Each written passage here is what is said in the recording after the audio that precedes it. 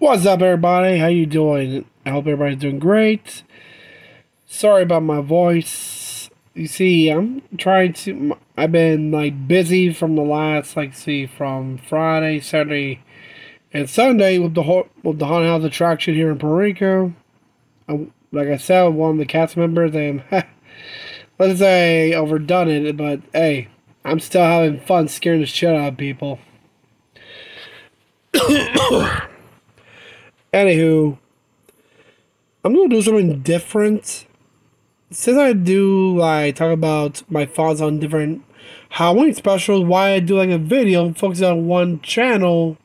Like say if I do Cartoon Network, what show had a popular Halloween special or their supposed scary episode to put you can watch in October, or Disney or Nickelodeon, you know what I'm talking about. So that's what I'm going to do. To start, we're going to do a Nickelodeon during October, which I can remember a lot. And I think y'all can too. And before we begin, did you subscribe? Did you hit the bell? If so, trick or treat, motherfucker. Bang. I'm sorry, I'm just bored.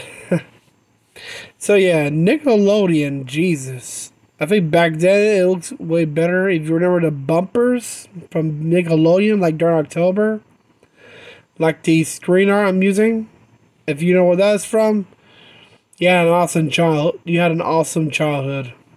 I give you 100% A plus. But yeah.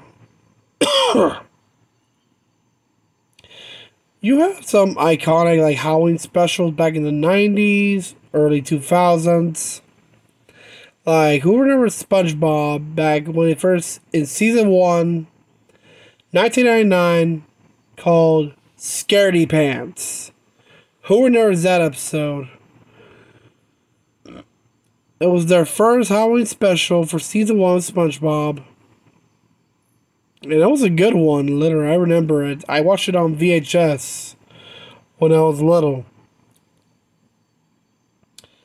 I like the atmosphere. You have Halloween under the ocean in the Bikini Bottom. It's pretty cool. And you have SpongeBob literally scaring the shitless. Sorry.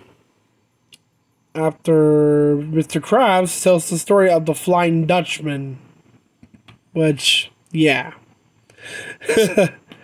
There's one scene where he's telling the story of the Flying Dutchman to SpongeBob, literally carrying a campfire, literally carrying it into the floor so you can tell the story properly.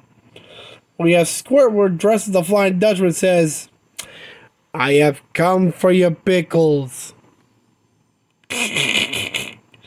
But scared him, literally, and they call him Scaredy Pants. SpongeBob wants to be scary, of course. He dresses as a ghost, but the problem is he's square, so Patrick tries to smooth him down, make him round. Which, he would be round until they decided to play a prank on the party where Mr. Krabs held a Halloween party at the Krusty Krab. It almost worked until a jellyfish stung Patrick's ass. Which, of course, kind of ruins it.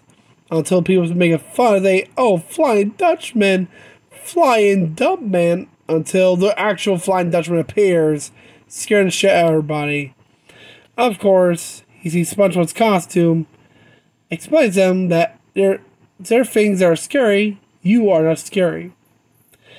He pulls the sheet off of him until you see his face, and he runs out screaming. And we know why. The only thing that was left of him was his eyes, nose, mouth, and his brain. And everybody runs screaming. Which Patrick said, "Oh, they must be scared of that pink hat. Oh, wait, no, that's my brain." Oh.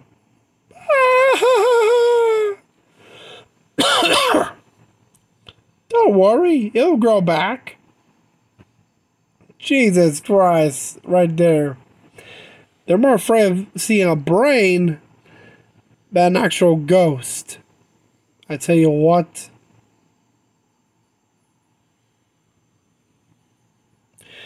Oh boy, but there's a lot more, I tell you what. Of course, our next Halloween special is from 2002.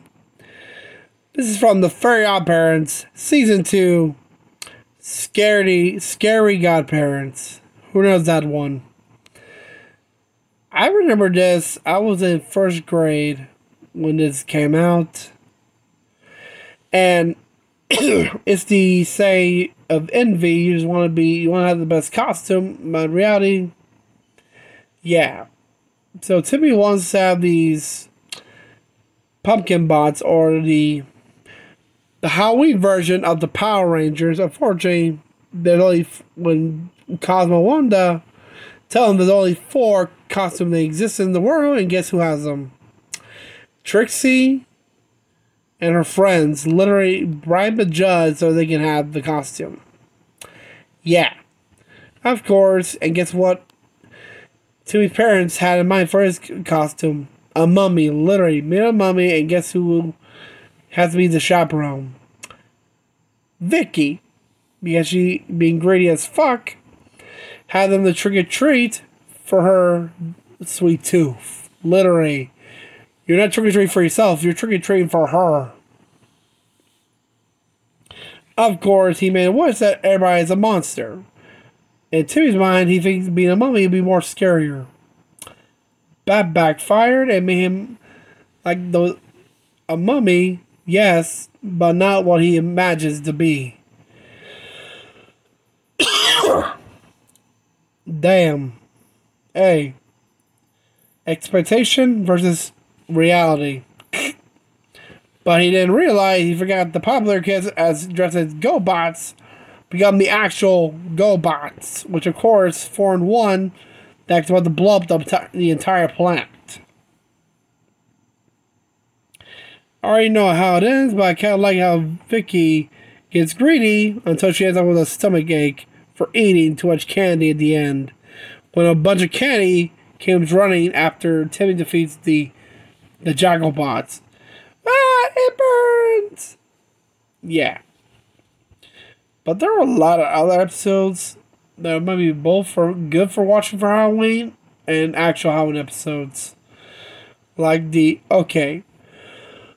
I talked about some of these scary episodes of Hey Arnold, and I know someone told me, hey, why don't you try Arnold's Halloween? It would have been good if it was involved with one thing: aliens. Here's the thing. I have no problem, but when it comes to aliens, if it was like paranormal or spooky, like you got like the ones that are like standalone episodes, and like I did my reviews, like you got one for like the Haunted Train, the Ghost Bride, the Haunted Cabbie. I think there's like only those 3. No, 4.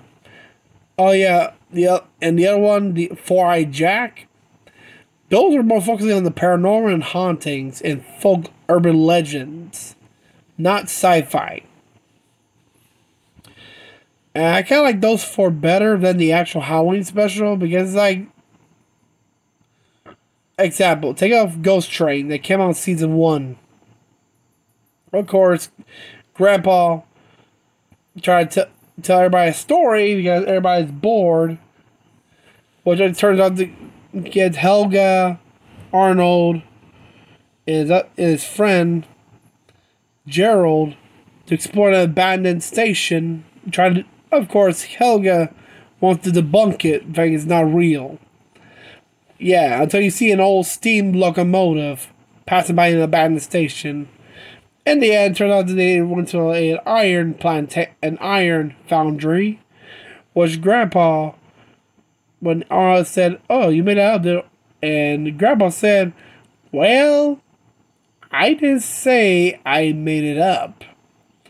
And while driving by, you see the train passing by, but the actual ghost engineer playing an accordion was singing about the ghost train. It was pretty cool. Sorry.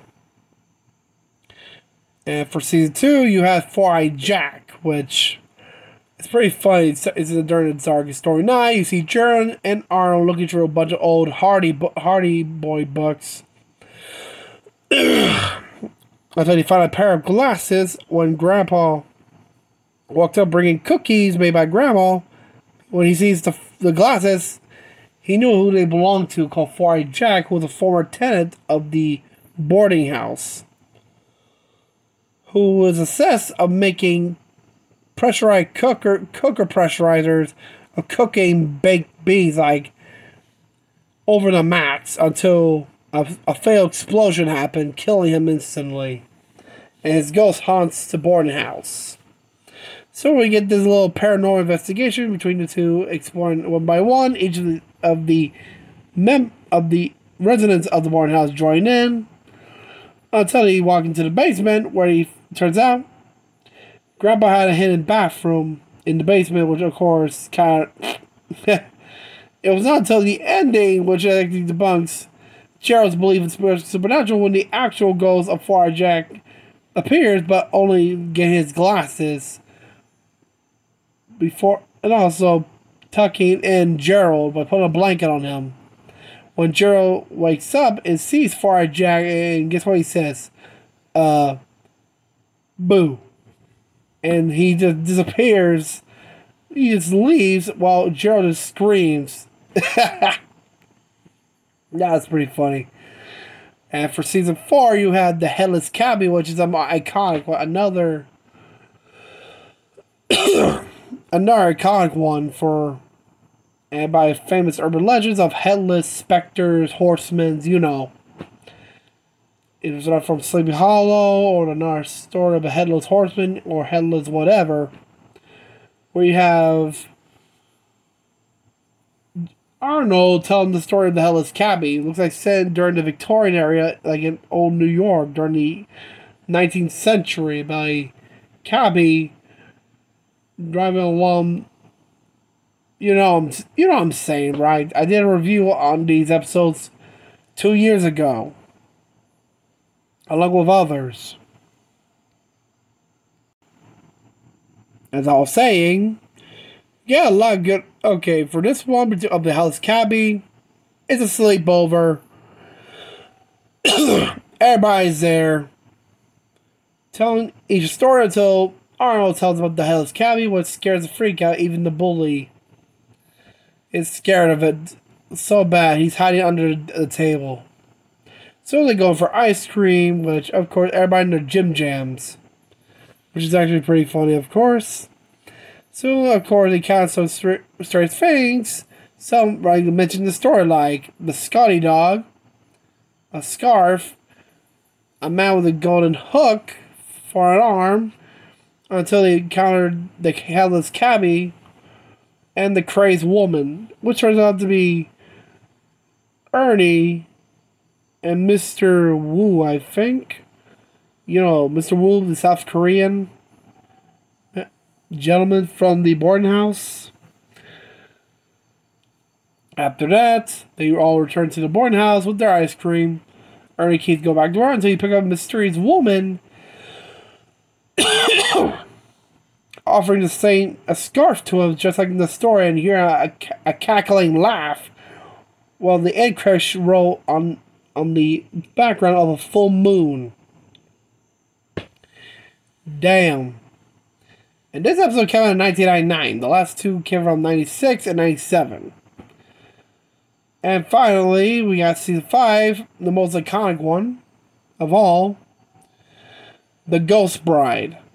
And we all know this one because when I check out the views, this one like have more. People like more of The Ghost Bride than any other. Because, okay, you're going to explore the graveyard, and plus, it's the first time you have a tombstone that covers the word hell, and while Arnold was reading the bride's tombstone. I don't know what the rest of the word says. Say something, something, and gone straight to, I can't read the rest. We know what he's going to say. Hell. Oh boy. I kind of like they avoid saying that word, hell, in Nickelodeon. Yeah, it's in Rocco's Modern Life, same thing. That's pretty funny, I tell you what. And of course, it focuses on two things in this particular episode. The first one being Curly pissed off because he wants to tell the story, but everybody knows Gerald's the keeper of urban legends, so he tells the story of the Ghost Bride. Another, when they want to visit the bride's grave in the graveyard, Helga wants to join, but they don't want her because she's a girl. Yeah. Of course, Helga wants to pay them back by pretending to be the Ghost Bride. While doing so, while she was scaring the hell out of them, another Ghost Bride shows up, scaring her as well. And they all run up into a mausoleum, seeing the bride, pacing back and forth until when Arnold and Gerald manage to sneak under the bushes and see the bride. Arnold knew who this actually is. It's Curly because of the socks he wore the other day, later in the day. So they tied him up and left him in the mausoleum. While there, in the ending, you have Curly calling for help until they hear a certain humming of the wedding of the bride's march. And it all cuts to him screaming, and that's it. So you tell me, who do you think he actually saw there that night? I bet he saw the actual Ghost Bride actually visit him, and that's that. That's actually pretty funny, I tell you what, and pretty cool. But there were other episodes like Rugrats as well. I read a couple of Rugrats. There was one they go trick-or-treating, and there was like Angelica telling a ghost story. Which is also like a crossover between Rugrats and Real Monsters. And you know which episode I'm talking about. Who knows Real Monsters? But of course, you also have their other, more called All Grown Up. Who knows that one? Two particular episodes I remember is An Interview with a Campfire, and I can't remember the other one. It's kind of like a mix of the Poltergeist, involving an old Reptar doll. When Tommy's parents want to build a swimming pool and they start digging, and they uncover the old Reptar doll in the ground, which has been there for years. I think Spike buried it. I don't know when. But An Interview with a Campfire is my favorite because it combines the Blair Witch and other horror films, mostly centered around a camp. Literally. Of course, technically, in the opening, it's kind of like a parody of Scream, because you have Dill talking to someone on the phone. No, Lil talking on the phone, kind of like the opening from the first film of Scream, if you recall that film. And also,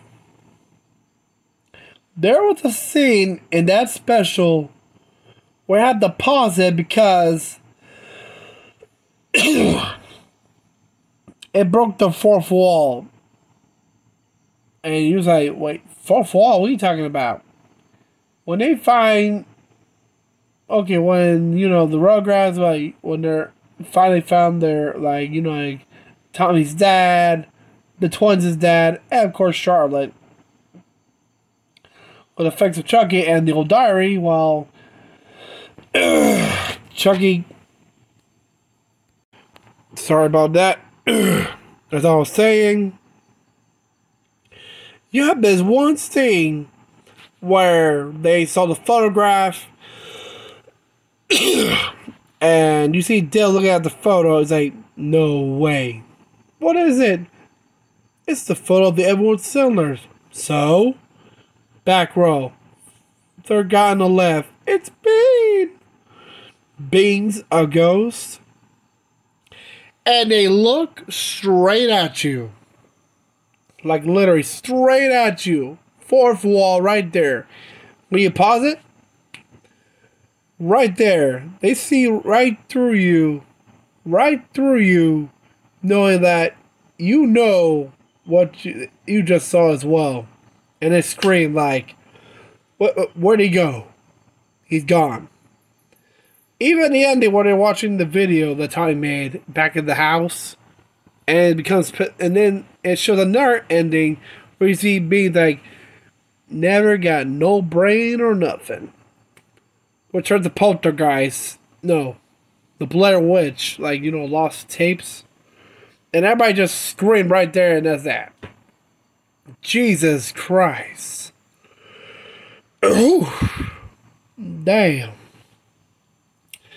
Of course, there were others, like, who was Jimmy Neutron? Oof, those were good ones back in the 2000s. And there was a whole, I think, to me, there were, like, some good ones. Okay, so the first one is called Restless in Retroville, which is a kind of like a Vertigo / Nightmare on Elm Street. No, scratch that. Not Nightmare on Elm Street, but more like a dream in a dream. Where you have Jimmy, Shane, and Carl in a sleepover. Of course, Jimmy wanted to make an invention to make his sleepover more fun. Of course, Carl having night hungies, which is night hungers. Sorry. Decides to play with the machine without even knowing. Which of course turns, combined with scary stories and a pizza, into a monster pizza. Which, starts chasing everybody. Which of course becomes a gag when each one wakes up. One, because when I think the machine coughs up pillow, they become monster pillows. It's not until the final dream, which turns out it was the pizza having a nightmare dream about human children, which the wife says there's no such thing. They go to sleep and see a pizza cat. Damn. And so in season 1, we have an iconic one. The Phantom of Retroland. And who was that episode? This should be listed as a Howling episode, but it wasn't. But still, it's a good one. And this came out in 2002 during season 1, and this was one of the good ones, scarier episodes. I remember seeing this in VHS. It came out next to the other episode. When the team went diving to look for a lost treasure, which turned out to be saltwater taffy. But back to this one, we're talking about the Phantom Retroland. It looks like a parody of Ghostface, but with a salami leg and a grimmish, demon-like face, skeleton ghost face. Of course, Jimmy, being Jimmy, wants to debunk it by taking Sheen and Carl with him to prove that there's no such thing as a Phantom of Retroland. Which, of course, guess what they encounter?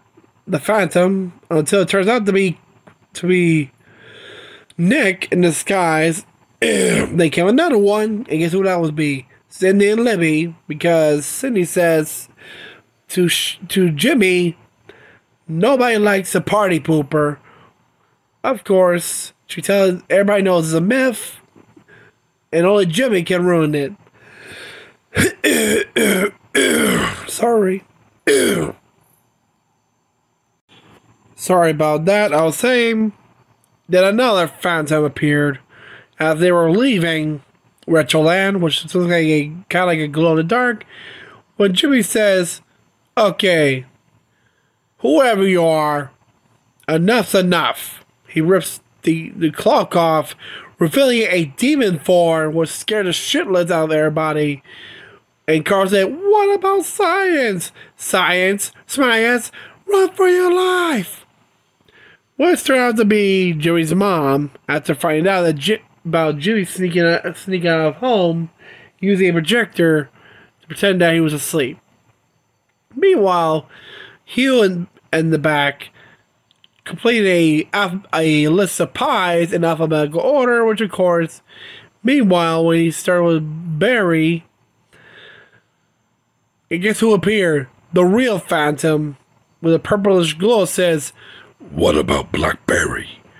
"Oh, Blackberry, thank you so much, Mr. Fat-Faced Scary type of guy." And they both look right at it like, "Ah!" And they ran screaming, literally. Which is actually funny as heck. Imagine, you see these two, like Hugh just, making a list of pie, and you have the actual Phantom of Rachel saying, "You just missed Blackberry." And you both of them look right at it just about, and they realize, oh fuck, run. Damn, that was a pretty good one. Of course, season 2, we have our official Halloween episode for Jimmy Neutron, A Nightmare in Retroville, which is paying like a parody to A Nightmare on Elm Street. Which, of course, you got the boys talk about what they're going to do for Halloween. Of course, Jimmy feeling like we're feeling too old to trick or treat. Of course, Jimmy wants to test a new invention, which it turns them like monsters. Spoilers alert. Even to the DNA level, they actually turn into a monster, which is actually pretty funny. Carl becomes Dracula. She becomes the werewolf. Hugh, being nosy, becomes the Frankenstein monster.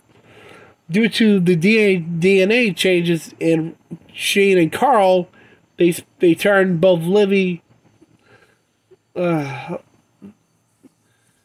and Cindy into an actual vampire and werewolf after Shane and Carl bit them. As for Jimmy, he managed to turn himself into an octopus monster, but this time making sure his DNA is not altered, which of course helps him. But to tell you, and there were more. There was another one which I'm trying to avoid talking about these two. They're scary episodes, but it's the conclusions that are more scary. Okay, these two are Flippy and One of Us, and it's their endings that's freaky as fuck. In Flippy, you know that Jimmy just, because it was his mom that tells Hugh to get a new hobby.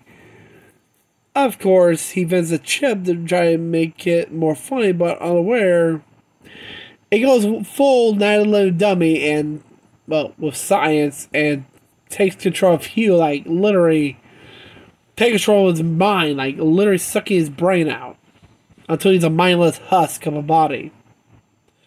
And then One of Us is everybody being brainwashed of this brain rot television show until you realize the ending, she's an alien from outer space. And the ending where she leaves before saying, "We'll be back," revealing her actual eyes were just pitch black. I don't know what the fuck. I don't want to fucking know what she looks like under that granny outfit. That'll be more freaky than it might be like a xenomorph. And for Flippy, he's already been chopped to pieces after managing to save Drew's dad from being a mindless zombie. And then they're all watching. They're all watching Gulliver's Travels, the Fleischer cartoon one. If you don't recognize the scene right, you see in the television. Dude, we got a panning shot where you see them watch TV and slowly pass through the firewood where Flippy's head is dun, dun, dun. And his eyes freaking open, literally, from white. Knowing oh no, this fucker ain't finished till the fat lady sings. Jesus Christ. But I don't know if there were other episodes. Remember, it's been years since I've seen other episodes involving Halloween specials. But still, these are considered my favorite ones to watch during October as well when I was a kid. But let me know what you think on what was your favorite Halloween episodes in Nickelodeon. Because I might do another one for Cartoon Network or Disney as well. Let me know in the comments down below what you think. Let's see how I can get a chance to record. If my voice is not, like you're hearing now, the cough and everything, yeah. It's due to, like, right now I'm a scare actor. And I think back in Saturday, I arrived home like at almost 2:30 in the morning. That's how you know it's a full house, but it was worth it. It was awesome. But yeah. Comment down below and tell me what was your favorite episode on Nickelodeon. They had a good Halloween episode. Until then, remember to subscribe, hit the bell, like this video, give a good thumbs up. Until then, stay safe and peace out. See you next time. Ciao.